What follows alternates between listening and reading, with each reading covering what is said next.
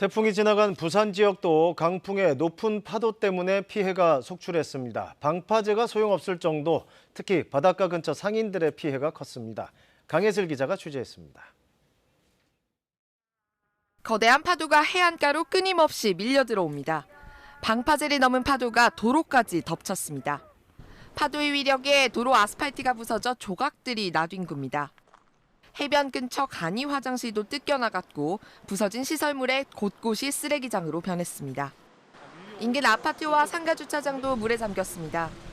얼파가 너무 많이 돼가지고 아파트 엘베부터 해갖고 지하까지 물이 많이 넘어왔었거든요. 미리 만든 1차 방제 호환도 아무 의미가 없어 보여요. 월파를 막는 방파제도 소용없었습니다.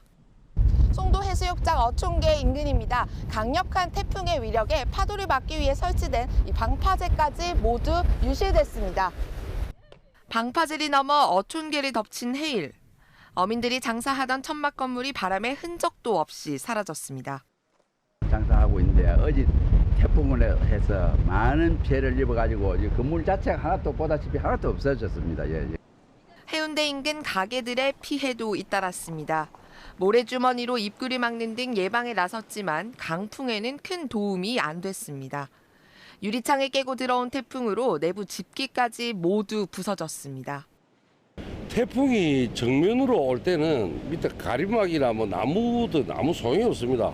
1층 그냥 유리는 그냥 다 깨진다고 생각을 하고 있습니다. 예.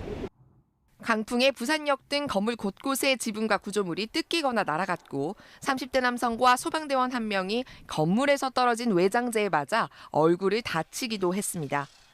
태풍 흰남노가 몰고 온 강한 비바람에 부산 지역 경찰과 소방서에 접수된 안전조치 등의 신고는 500여 건을 넘었습니다. KBS 뉴스 강예슬입니다.